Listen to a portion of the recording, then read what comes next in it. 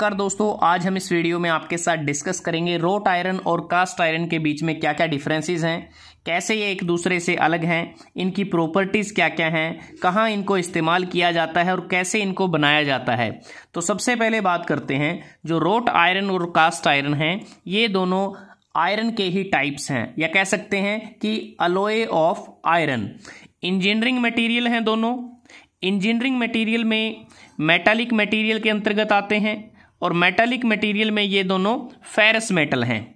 अब बात करते हैं कि वो कौन कौन से फैक्टर हैं जिसके आधार पर इन दोनों मटेरियल के बीच में हम डिफ्रेंशिएट करेंगे।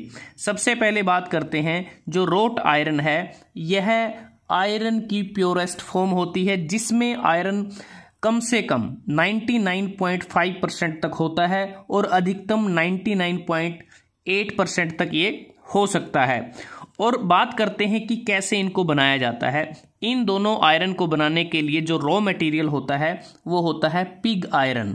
पिग आयरन जो हमें ब्लास्ट फर्नेस से डायरेक्टली मिलता है, जिसे हम आयरन और रेड हेमेटाइट या मैग्नेटाइट से हम उसको प्राप्त करते हैं। तो पिग आयरन को कोक और फ्लक्स की मौजूदगी में पडलिंग फर्नेस में डाला जाता है और पडलिंग फर्नेस से हमें रोट आयरन मिलता है। अगर हम पिग आयरन को कोक और फ्लक्स की मौजूदगी में कपोला फर्नेस में डालते हैं तो यहाँ से हमें कास्ट आयरन मिलता है। कास्ट आयरन के टाइप्स होते हैं, जैसे grey cast iron, white cast iron, chilled cast iron, mottled cast iron, malleable cast iron, nodular cast iron, ये इसके टाइप्स होते हैं। उसके बाद बात करते हैं कार्बन कंटेंट की। रोट आयरन के केस में जो कार्बन कंटेंट है बहुत ही कम होता है, तकरीबन 0.020%। लेकिन कास्ट आयरन के केस में कार्बन की मौजूदगी ज़्यादा होती है, 2% से लेके 4% तक ये हो सकता है। उसके बाद बात करते हैं मेल्टिंग पॉइंट की। जो रोट आयरन होता है इसका मेल्टिंग पॉइंट कास्ट आयरन के मुकाबले ज़्यादा होता है। तकरीबन रोट आयरन का जो मेल्टिंग पॉइंट है वो 1538 डिग्री के अराउंड होता है, लेकिन जो कास्ट आयरन है इसका मेल्टिंग पॉइंट 1150 डिग्री से लेके 1200 डिग्री सेल्सियस के बीच में रहता है। तो तकरीबन इन दोनों के जो मेल्टिंग पॉइंट्स हैं उनके बीच का जो डिफरेंस है वो 300 डिग्री सेल्सियस के करीब होता है। और मेल्टिंग पॉइंट कम होने के कारण जो कास्ट आयरन है ये कम लेबर इंटेंसिव प्रोसेस मटेरियल होता है, जबकि जो रोट आयरन है यहाँ पर हमें ज़्यादा लेबर की आवश्यकता होती है। एक कह सकते हैं कि मोर लेबर इंटेंसिव मैन्युफैक्चरिंग जॉब होती है रोट आयरन के केस में। उसके बाद बात करते हैं डक्टिलिटी और ब्रिटलनेस की। जो रोट आयरन होता है यह एक डक्टाइल मटेरियल होता है और यही कारण है कि इसका प्रयोग हम सीट बनाने में या फिर जो वायर्स वगैरह हैं वायर ड्राइंग में इसका इस्तेमाल करते हैं। सॉफ्ट भी होता है, लेकिन जो कास्ट आयरन होता है ये एक ब्रिटल मटेरियल होता है और ब्रिटल मटेरियल होता है। और हार्डनेस की अगर बात करते हैं, रोट आयरन की जो हार्डनेस है वो कम होती है। इसको हम हार्ड नहीं कर सकते, टेम्पर नहीं कर सकते, लेकिन जो कास्ट आयरन है इसकी हार्डनेस ज़्यादा होती है और ज़्यादा हार्डनेस इसकी हम इंक्रीज़ भी कर सकते हैं, हार्ड कर सकते हैं। सडन हीटिंग या सडन कूलिंग के द्वारा इसकी हार्डनेस को इंक्रीज़ किया जा सकता है। मेलिएबल की बात करते हैं, जो रोट आयरन होता है ये टफ होता है और मेलिएबल होता है क्योंकि इसको बार बार हीट किया जाता है, लेकिन जो कास्ट आयरन होता है ये नॉन मेलिएबल होता है। अब जो कास्ट आयरन है ये नॉन मेलिएबल भी है, ब्रिटल भी है, तो यही कारण है कि कास्ट आयरन को हम ना तो बेंट कर सकते हैं, ना स्ट्रेच कर सकते हैं और ना ही इस पर हैमरिंग की जा सकती है। वियर रेजिस्टेंस की अगर बात करते हैं, जो रोट आयरन होता है, रोट आयरन का वियर रेजिस्टेंस ज़्यादा होता है, जबकि कास्ट आयरन का वियर रेजिस्टेंस कम होता है। कोरोजन रेजिस्टेंस की अगर बात की जाए, जो रोट आयरन है ये कोरोजन रेजिस्टेंस इसका ज़्यादा होता है और यही कारण है कि जो रोट आयरन है इसका प्रयोग हम इंडोर और आउटडोर दोनों पर्पज़ में इसका इस्तेमाल कर सकते हैं। तो कह सकते हैं कि एक्सट्रीम जो वेदर कंडीशंस हैं उसमें ये अपने आप को कह सकते हैं कि सस्टेन कर सकता है रोट आयरन। लेकिन जो कास्ट आयरन होता है इसका जो कोरोजन रेजिस्टेंस है रोट आयरन के कंपैरिजन में वो कम होता है, इसलिए इसको हम इंडोर पर्पज़ में ज़्यादा इसको इस्तेमाल किया जाता है। उसके बाद बात आती है टेंसाइल स्ट्रेंथ की।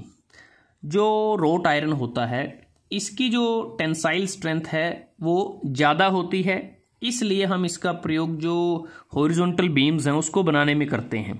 लेकिन जो कास्ट आयरन है इसकी जो टेंसाइल स्ट्रेंथ है वो कम होती है। अब जो रोट आयरन है, रोट आयरन की टेंसाइल स्ट्रेंथ जो है, टेंसाइल स्ट्रेंथ वो 250 मेगापास्कल से 500 मेगापास्कल तक हो सकती है, वो ज़्यादा होती है। कास्ट आयरन की टेंसाइल स्ट्रेंथ तकरीबन 100 मेगापास्कल से 200 मेगापास्कल के बीच में रहती है। कंप्रेसिव स्ट्रेंथ की अगर बात करते हैं, जो रोट आयरन होता है इसकी कंप्रेसिव जो स्ट्रेंथ है वो कम होती है, तकरीबन 300 मेगापास्कल के करीब होती है। और कास्ट आयरन की कंप्रेसिव स्ट्रेंथ ज़्यादा होती है, वो 400 मेगापास्कल से 1000 मेगापास्कल तक हो सकती है। उसके बाद बात करते हैं वेल्डिंग एंड रोलिंग।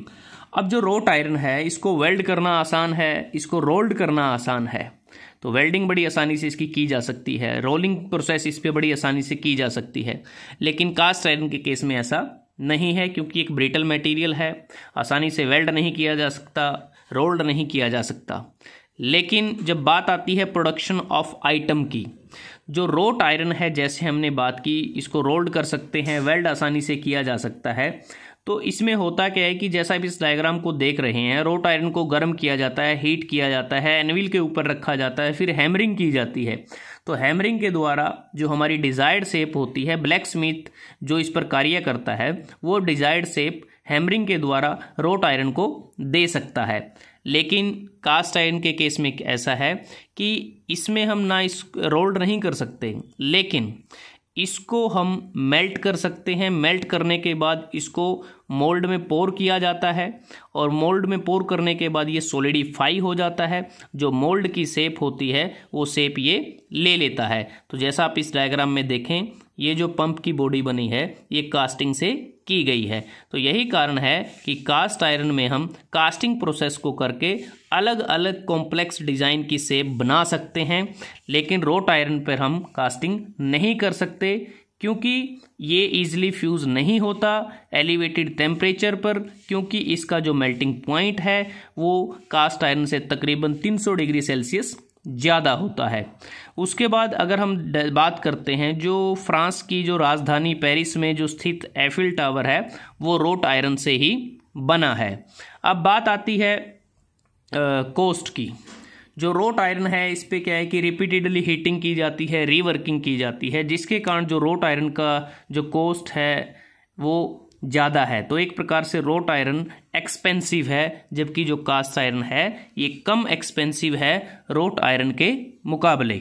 उसके बाद एप्लीकेशन की बात की जाए तो जो रोट आयरन है इसका प्रयोग हम बहुत सारी एप्लीकेशंस में करते हैं, जैसे जो गार्डन ब्रिज होते हैं, जो फर्नीचर होते हैं, जो वाटर स्टीम पाइप्स होती हैं, गेट बनाने में, रेलिंग बनाने में, फेंसिंग बनाने में, चेन बनाने में, और सिक्योरिटी डोर्स बनाने में, विंडो ग्रिल्स बनाने में, बोल्ट नट बॉयलर ट्यूब इत्यादि वो रोट आयरन से बनी होती हैं। जबकि जो कास्ट आयरन है इसकी अपनी एप्लीकेशंस हैं, इसका इस्तेमाल हम पाइप बनाने में करते हैं, जो सिलेंडर हेड है, जो सिलेंडर ब्लॉक है, मशीन का बेस है, तो ये सारे जो मटेरियल्स हैं ये कास्ट आयरन से ये बने होते हैं।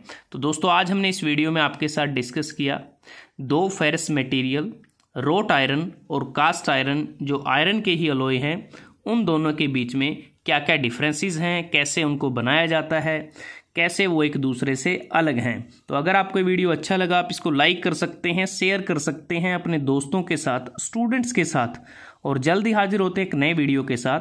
तब तक के लिए धन्यवाद। आपका दिन शुभ रहे।